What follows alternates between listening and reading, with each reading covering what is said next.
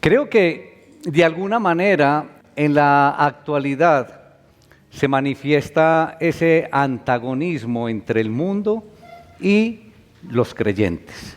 Uno de alguna manera lo siente, de pronto no digamos, en la profundidad que uno encuentra a través de la historia, pero el mundo está en contra de todos nosotros, de nuestras creencias, de nuestra manera de pensar, de nuestra fe. Sin embargo, nosotros no tenemos por qué enfrentar este antagonismo solos. Y el inventario, cuando uno se pone a ver el inventario de recursos prometidos a los discípulos por hace más de 2000 años, todavía está disponible para todos nosotros hoy. Y tenemos al Espíritu Santo morando en nosotros, tenemos al Espíritu Santo residiendo en nosotros, y dice el Señor en su palabra: mayor es el que está en ustedes que el que está en el mundo, dice el Señor. Y creo que la garantía de todo esto todavía está vigente, esa garantía que nos da Cristo todavía está vigente, porque sencillamente Cristo ha triunfado sobre el mundo. ¿Sobre qué dijiste? Sobre la muerte. Bueno, también es verdad. Excelente. Y creo que, y esta es la victoria que ha vencido al mundo, nuestra fe. Lo vemos ahí en Primera de Juan, el capítulo 5. Pero es esa fe verdadera que cree en el Cristo victorioso, es esa fe verdadera que coloca todos sus sentidos en la muerte, en la cruz y en la resurrección de Cristo como una realidad, y que descansa en esa verdad. Es una fe verdadera que descansa también en la seguridad que el Señor Jesús, o que en el Señor Jesús más bien, hallamos la paz. Paz tan anhelada, por ejemplo, en un país como el nuestro. ¿Cuánto hace que estamos hablando de paz en nuestro país? Y ahora estamos hablando de, ayúdenme, de paz total. Una paz tan anhelada, hermanos. Y el Señor hoy nos regala una porción hermosa en donde nos, referente a este tema de la paz. Y creo que vamos a salir hoy, hermanos, con una esperanza maravillosa. Por eso los invito, hermanos, para que abran sus Biblias en el Evangelio de Juan y nos ubiquemos en el capítulo 16. Vamos a estar a partir del versículo 31. Leo la palabra en el nombre del Padre, del Hijo y del Espíritu Santo. Amén. Jesús les respondió: ¿ahora creéis? He aquí, la hora viene y ha venido ya, en que seréis esparcidos cada uno por su lado, y me dejaréis solo. Mas no estoy solo, porque el Padre está conmigo.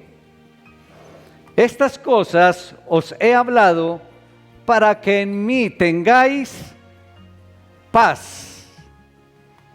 En el mundo tendréis aflicción, pero confiad, yo he vencido al mundo. Padre, te alabamos, te damos honra, te damos todo el honor en el poderoso nombre de Cristo Jesús. Oh Padre, gracias. Ayúdanos a entender, Señor, con total claridad que en Cristo Jesús está la paz. Bien lo manifestó nuestro Señor Jesús. Todas estas cosas se las he declarado, se las he enseñado, para que en mí tengan paz. Te damos la honra y la gloria, Señor, porque en ti no solamente encontramos paz, encontramos amor, encontramos misericordia, encontramos perdón, encontramos bondad, consolación, acompañamiento y encontramos la esperanza maravillosa de la vida eterna. Gracias por estos lindos minutos, Señor, que nos regalas, con los que nos bendices. Te pedimos en el nombre de Jesús que sea tu Espíritu Santo en medio de nosotros en esta linda mañana. Bendice a tu pueblo, Señor. Bendice a tu iglesia. En el poderoso nombre de Cristo Jesús. Amén. Hermanitos, decíamos que en un país como el nuestro, anhelando la paz, esa tan anhelada paz, y encontramos aquí una porción de la palabra donde el Señor nos muestra que solo en Cristo lograremos la paz total. Solo en Cristo lograremos esa paz. Cuando uno está al frente de una porción como esta, se ve la evidente falta de comprensión de parte de los discípulos. Una falta de comprensión que diríamos que es semejante a la falta de comprensión que todos tenemos hoy en día. Falta de comprensión expresada y que uno encuentra en todos los versículos anteriores a la porción que nos regala el Señor hoy en esta mañana.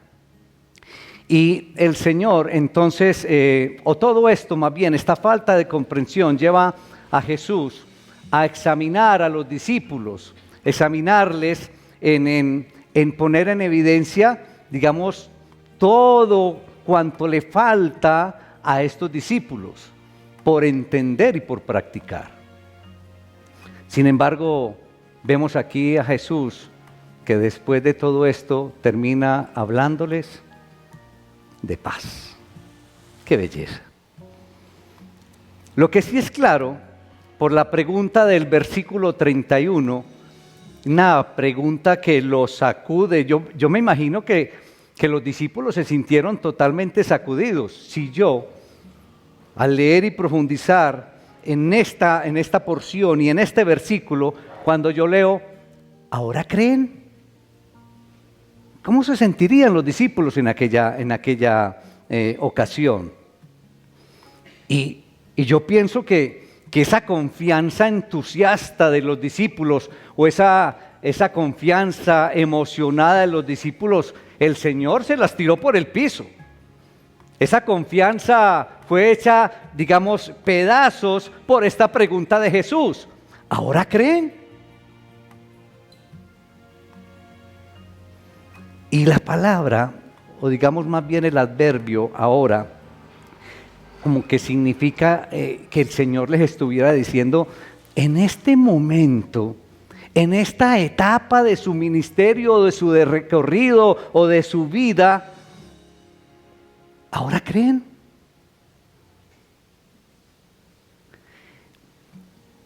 Y ahí es donde yo reflexionaba y me sacudía esta parte de la palabra cuando interiorizaba esa pregunta para mí. Y que el Señor me dijera, Carlos, ¿ahora crees? Pero con interrogante. ¿Por qué me preguntaría el Señor eso a mí? Ahora, hazte esa pregunta. En este momento de tu vida cristiana, de tu recorrido cristiano, de tu caminar cristiano, y que el Señor te pregunte, ¿ahora crees? ¿Qué sentirías? Porque es que esta pregunta fue en ese momento para los discípulos, pero es que hay discípulos aquí hoy. Claro, esta pregunta es para ustedes, para todos nosotros. Que el Señor, después de un recorrido, pregunte, ¿y ahora creen? Pero observen también el contraste o la diferencia entre esta palabra ahora pronunciada, si ustedes se devuelven al versículo 29, al versículo 30, esa palabra es utilizada ahí, ahora, pero miren la profundidad de la hora del versículo 31, son totalmente diferentes. Hay una profundidad total en esta pregunta. Miren, en el 29 dice, los discípulos, le dijeron sus discípulos, es aquí ahora, he aquí ahora, hablas claramente, ahora. Y en el 30, ahora entendemos, pero en el 31 dice, ahora crees. Miren qué diferencia de significados de esa palabra en 3 versículos continuos. Y el contexto, mis hermanos, cuando uno se adentra en el contexto de esta porción, indica que el Señor Jesús no quería poner en tela de juicio la creencia de ellos, porque de alguna manera habían muchas evidencias que los discípulos creían. Pero, ¿cómo era la creencia de los discípulos? Que en el fondo era lo que el Señor les quería transmitir. Era una creencia deficiente. Era una creencia inmadura. Y el problema es que el Señor veía en ellos esa creencia de esa manera y entonces sabía que no iban a soportar las duras pruebas que estaban por enfrentar. Y es que a cuántas horas estaban de lo que había de venir. El Señor sabía que venían cosas fuertes para que ellos debían de afrontar, pero en la manera en que estaban evidenciando su creencia deficiente e inmadura, no iban a soportar estos problemas.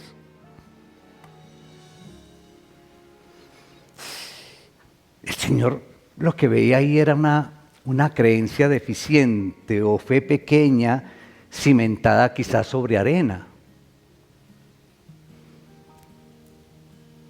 Digamos, y es precisamente por este detalle de la creencia deficiente o fundamentada en bases arenosas, que muchos de nosotros tenemos comportamientos que no entendemos. ¿Por qué tan fácil nos alejamos o dejamos a un lado la relación con Jesús? ¿Por qué tan fácil nos retiramos de una congregación, de una iglesia del Señor? ¿Por qué tan fácil faltamos a las reuniones, a los diferentes cultos de la iglesia del Señor? Aquí está la explicación, hermanos. No le demos más vueltas. Una fe o una creencia deficiente e inmadura. A veces nos cuesta aceptar esta realidad, pero aquí la vemos reflejada en los mismos discípulos. Y el Señor continúa diciéndole ahí en el versículo 32, la hora viene y ha llegado ya. ¿A qué se refiere? ¿A qué hora se refiere el Señor? Indica la proximidad inmediata de la cruz. Un asunto de pocas horas. Si ustedes ven y continúan más adelante, miren que el arresto de Jesús se dio unos versículos más adelante. Y la deficiencia de la fe de los discípulos pronto se vería reflejada en el abandono que está describiendo el Señor aquí en este versículo. Serán esparcidos todos o cada uno por su lado. Ya les estaba diciendo el Señor qué era lo que iban a hacer. Ahora, ¿como consecuencia de qué? ¿Qué es lo que estamos diciendo? De una gran fe. De una gran creencia. Ahí está. De una creencia deficiente. Jesús pronostica entonces el esparcimiento de todos ellos en el momento del arresto de Jesús por los soldados.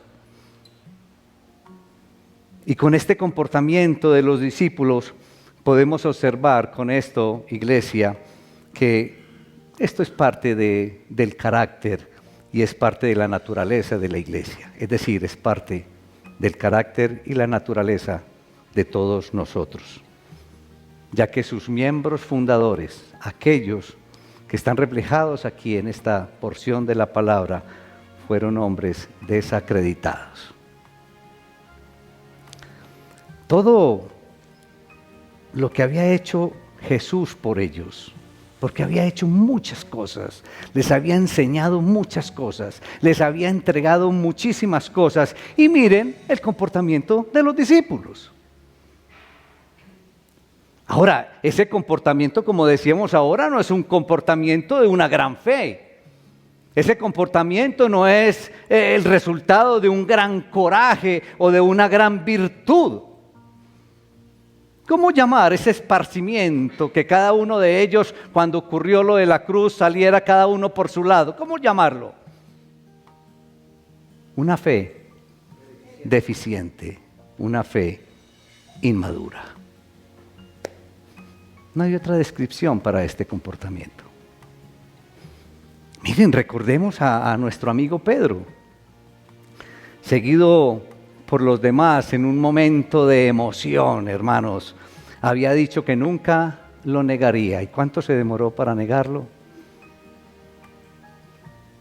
Y Jesús enfatiza la idea de que cada uno se iría por su lado. Y no hubo excepción, hermanos. Y el texto literalmente lee cada uno a sus propias cosas, o cada uno a sus propias tareas, o a sus propias casas. Y lo vimos tal cual, por ahí en Juan capítulo 21 no vimos a Pedro. ¿Qué le dijo Pedro a varios de los discípulos? ¡Hey, muchachos, me voy a pescar! ¿Y qué le dijeron los otros? No, Pedrito, ¿cómo te vas a ir a pescar? ¿Qué le dijeron? Nos vamos nosotros también. Mira, ahí está. Pero hay cosas hermosas para destacar en esta porción de la palabra, y una de ellas es el contraste entre el abandono de estos discípulos y sin embargo Jesús no se siente abandonado. ¡Qué belleza esto! Jesús obviamente que lamentaba la partida de todos sus discípulos, lamentaba la partida del grupo de discípulos, pero continuó con la conciencia de la plena compañía y comunión con el Padre. ¿Qué dijo Jesús?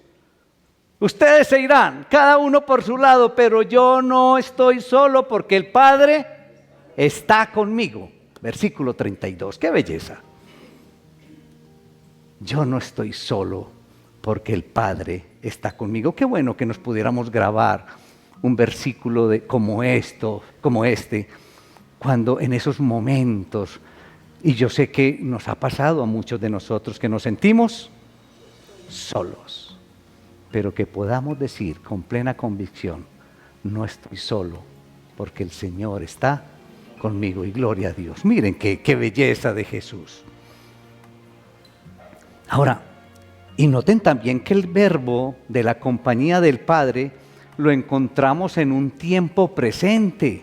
Miren que ahí no dice, el Padre estará conmigo. ¿Cómo dice? El Padre era en ese mismo momento, tiempo presente. ¡Qué belleza! Haciendo énfasis entonces en una comunión constante y en una comunión perdurable. Una comunión, una compañía que nunca falta, que nunca se acaba.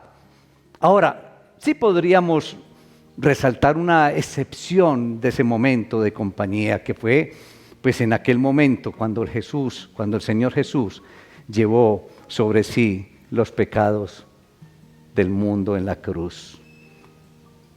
Cuando le dijo, Dios mío,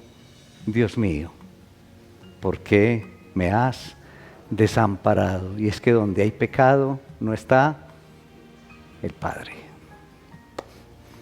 Y por otro lado, ellos abandonaron momentáneamente a Jesús, pero Jesús los abandonó a ellos. Nunca. Ellos abandonaron a Jesús, pero Jesús no los abandonó en ningún momento. Jesús nunca nos abandona, hermanos. Cristo siempre está con nosotros. ¿Por qué los temores? ¿Por qué las dudas? Siempre, siempre está con nosotros. Y dice el Señor, entra ese versículo 33 y dice, todas estas cosas os he hablado para que en mí, oiga, tengáis paz. ¡Qué belleza! Todo esto se los he entregado, todo esto se los he enseñado para que en mí tengan paz. Versículo 33.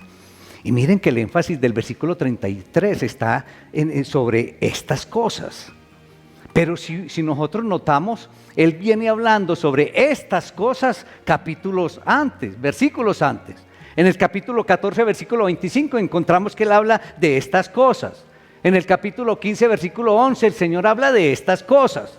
En el 16, capítulo 25, el Señor habla de estas cosas. Y en el 16:33 el Señor habla de estas cosas. Ahora uno podría decir, bueno, estas cosas se refieren a este discurso de despedida, pero creo que esto va más allá. Esto se refiere a todas las enseñanzas durante los 3 años en que Jesús estuvo con los discípulos. Estas cosas. Y más adelante el Señor continúa con el propósito de estas cosas. Al decir, estas cosas les he hablado, ¿para qué? Mire que da el propósito. Y podemos ver la fuerza que esto lleva en todo el contexto. Todas esas cosas, esas enseñanzas tenían el propósito, ojo, de asegurar, entre otras cosas, que los discípulos tuvieran paz. Qué belleza esto. Ese era el propósito. Todas estas cosas les he hablado, les he enseñado, para que en mí tengan paz. Ahora, no se trata de cualquier paz, ni como el mundo la da, como dice ahí en el capítulo 14 de Juan, versículo 27, la paz les dejo, mi paz les doy. ¡Qué belleza! Yo no la doy a ustedes como la da el mundo. No se angustien, dice el Señor, no se acobarden. ¡Qué belleza! La paz les dejo, mi paz les doy. Estas cosas les he hablado para que en mí tengan paz. Se trata de esa paz que produce esa íntima comunión con Jesús. No es una paz cualquiera y no se obtiene de otra manera. Es esa paz que se obtiene cuando se tiene una relación íntima con Jesús, porque es Él el que es la paz. Entonces no hay otra manera. Porque miren que la cláusula dice, o la expresión de Jesús dice, es para que en mí, no dicen en otra persona, o con otras circunstancias, o con una disciplina, no, es en mí.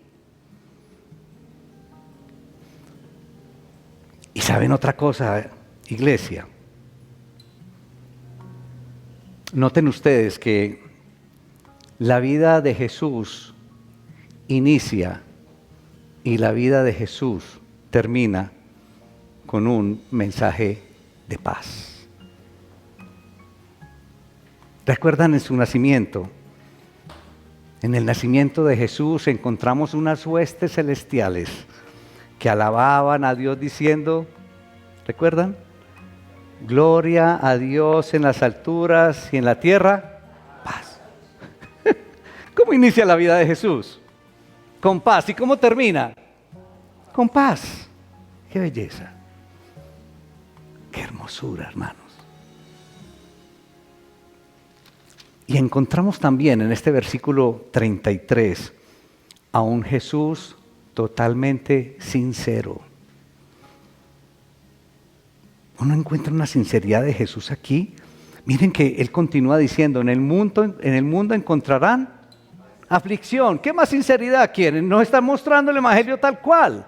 En el mundo tendrán aflicción, pero estén tranquilos, confíen. Yo he vencido al mundo. Pero nos está hablando con una sinceridad pasmosa Jesús.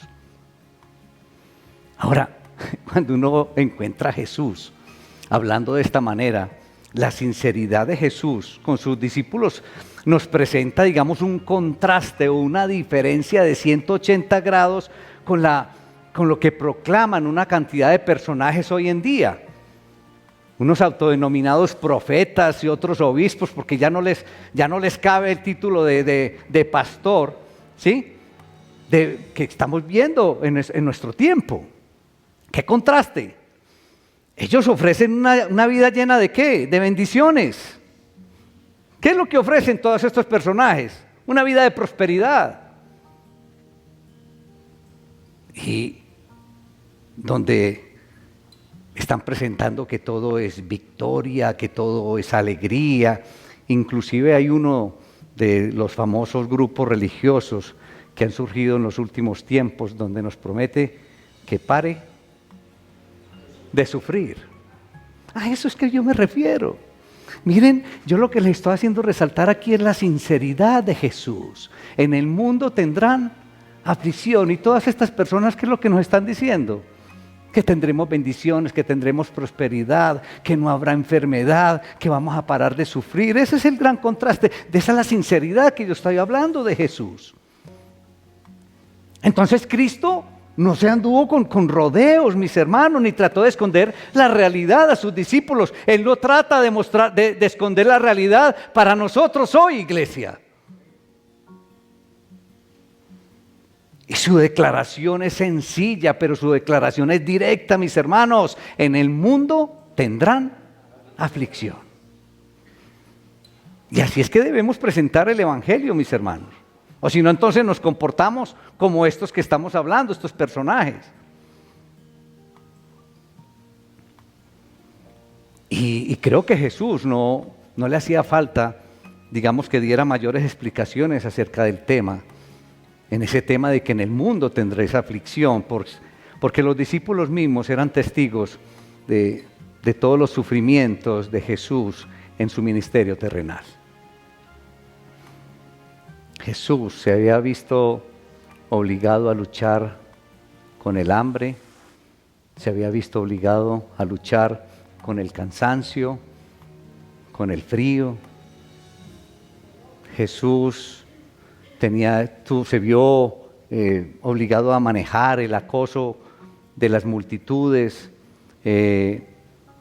esa interminable procesión de gente siguiéndolo, pero más por curiosidad, es decir, esos curiosos que iban por lo que se decía de Jesús, interesados y necesitados, aunque de alguna manera hoy en día se ven igual. ¿Cuántos siguen a Jesús por un interés personal, por un pare de sufrir, por un no tener problemas, por una cantidad de bendiciones? Además, Jesús tuvo que lidiar por todos esos cuestionamientos, señalamientos, sospechas, persecuciones, agresiones de parte de todos estos movimientos religiosos de la época. Cuánta aflicción, cuánto sufrimiento no pasó Jesús en su ministerio terrenal. Entonces, ¿qué más explicaciones le iba a dar Jesús a sus discípulos cuando les dijo, en el mundo tendrán aflicción? Porque ellos habían observado por lo que había pasado Jesús. Entonces todo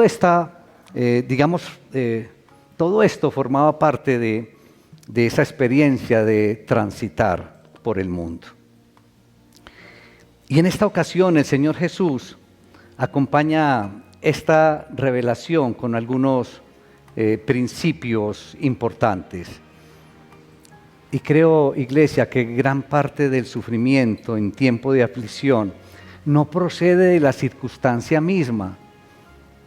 Es decir, no procede del problema como tal, sino de la manera como reaccionamos a ella. Entonces, muchas veces el problema no es la enfermedad como tal, es cómo reaccionamos cuando estamos enfermos.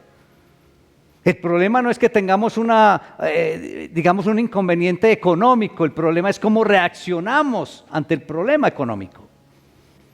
El problema no es la falta de un empleo o algo, sino cómo reaccionamos a la falta del empleo. A eso es que me refiero. Y nuestra reacción, hermanos, frecuentemente es negativa porque nos sorprende lo que nos ha tocado vivir. Ese es el problema. Vivimos sorprendidos por lo que me está pasando. Y entonces expresamos esa famosa frase que generalmente nos acompaña y que expresa la inocencia de nuestra manera de pensar.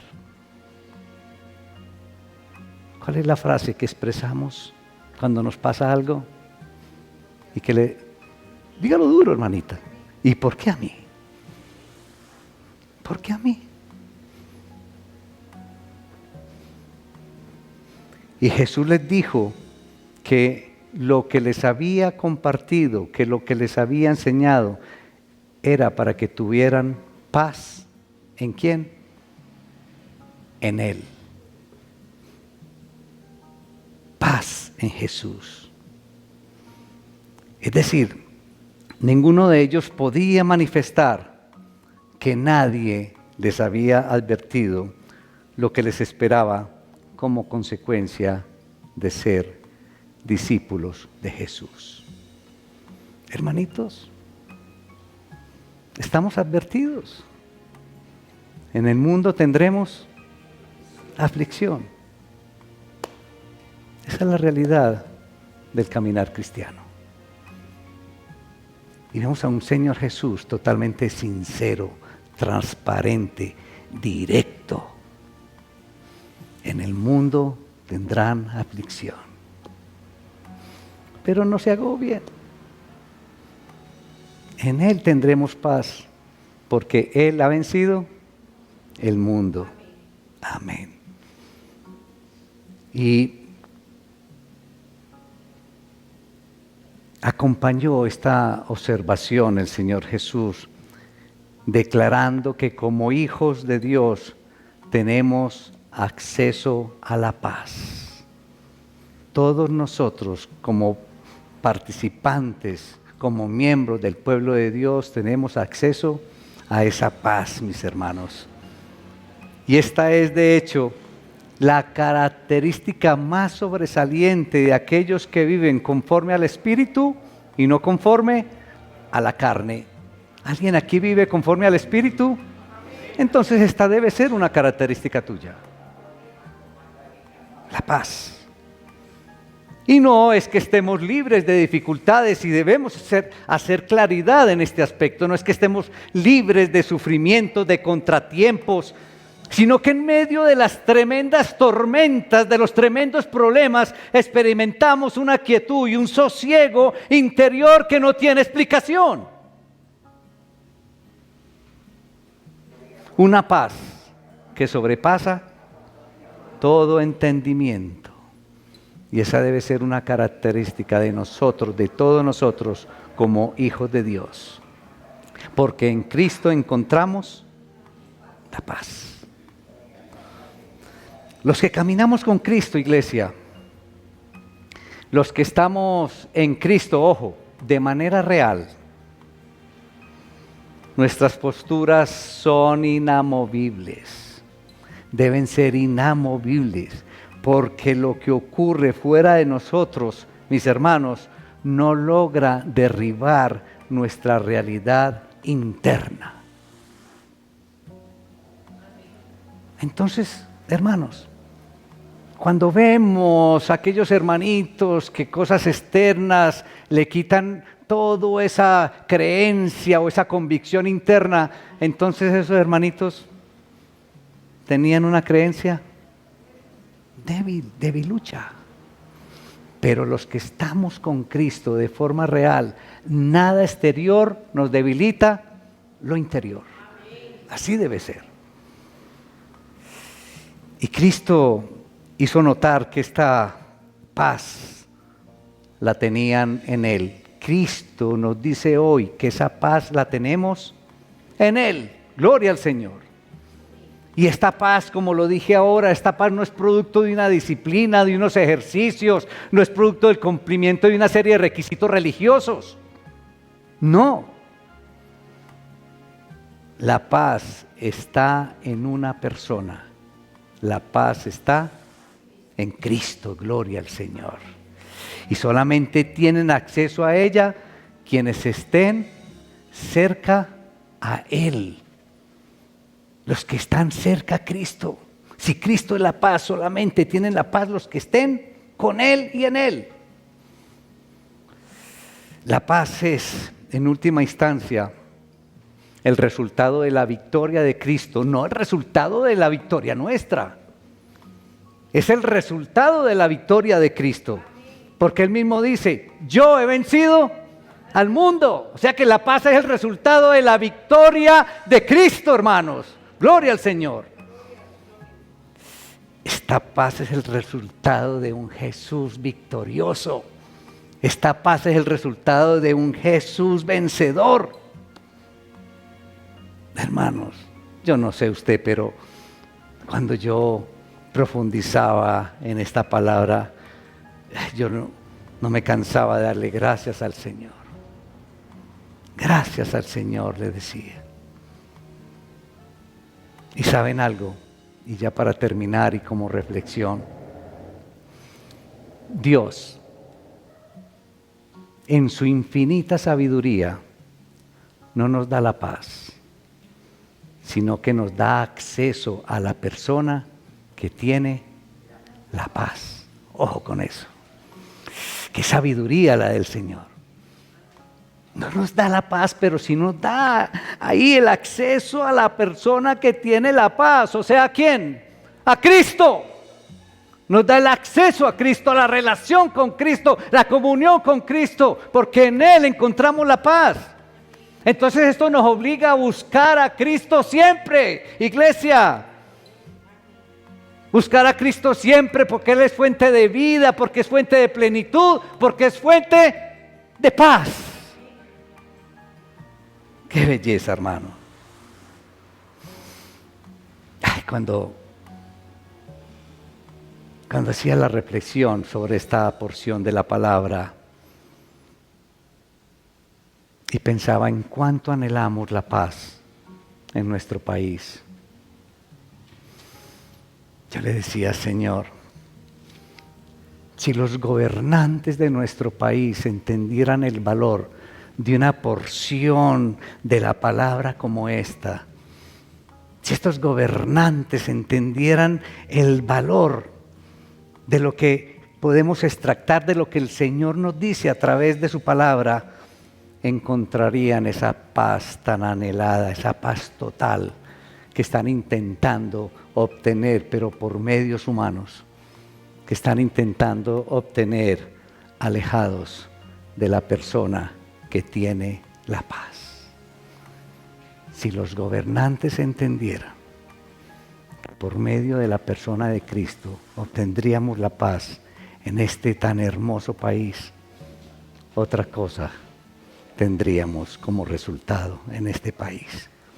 Pero cada vez vemos más y más que no solamente los gobernantes, sino muchos del pueblo están alejados de aquel en el que encontramos la paz.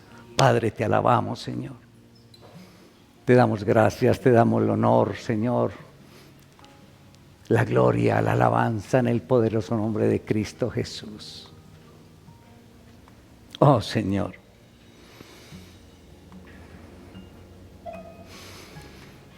Ay, yo me siento sacudido con una palabra como esta, Señor. Confrontado. Con esa pregunta inicial, ¿ahora crees? Señor, nos pones a reflexionar a todos nosotros como tu pueblo y nos enfrentas a esta gran pregunta, a este gran interrogante. ¿Ahora crees? ¿Cómo nos verás a cada uno de nosotros, Señor? ¿Cómo verás nuestra creencia? ¿Cómo verás nuestra fe?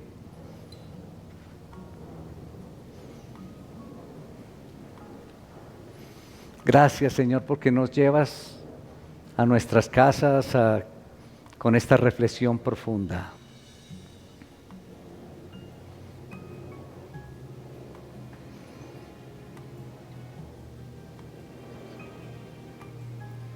Y también, Señor, esa sinceridad tuya para mostrarnos la realidad de tu evangelio, de nuestro caminar cristiano. En el mundo tendremos aflicción.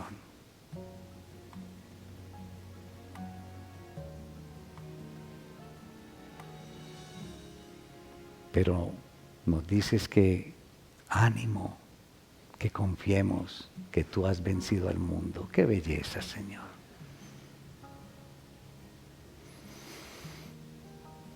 Pero lo más maravilloso, Señor,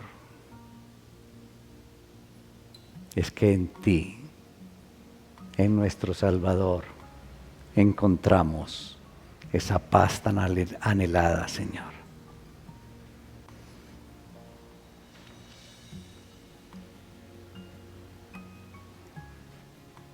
A veces estas aflicciones, estas angustias, estos sufrimientos, Señor, nos llevan a un comportamiento inadecuado, Padre, y te pedimos perdón por ello.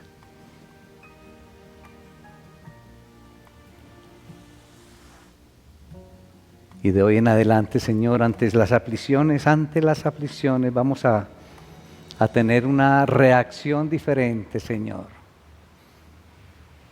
Porque estamos contigo, oh soberano, Creador, a través de nuestro Señor Jesucristo. Y en Cristo encontramos la paz.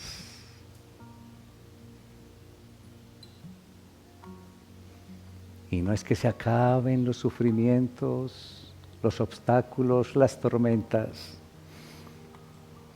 sino que vamos a tener una reacción diferente,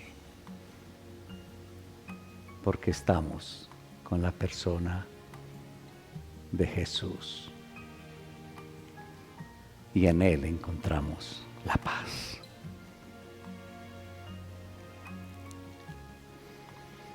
Oh Señor, gracias, porque nos llenas de esperanza, nos llenas de gozo, de alegría, de convicción, de seguir este caminar cristiano. Oh, es maravilloso, Señor. Maravilloso, eres grande. Cada día nos sorprendes más y más. Cada día vemos mucho más tu grandeza, tu poder, tu amor y tu misericordia. Ayúdanos a entender, Señor, que aunque muchos nos abandonen, tú no nos abandonas nunca. Siempre podemos contar con tu compañía, con tu comunión. Te damos la honra y la gloria en el poderoso nombre de Cristo Jesús. Amén.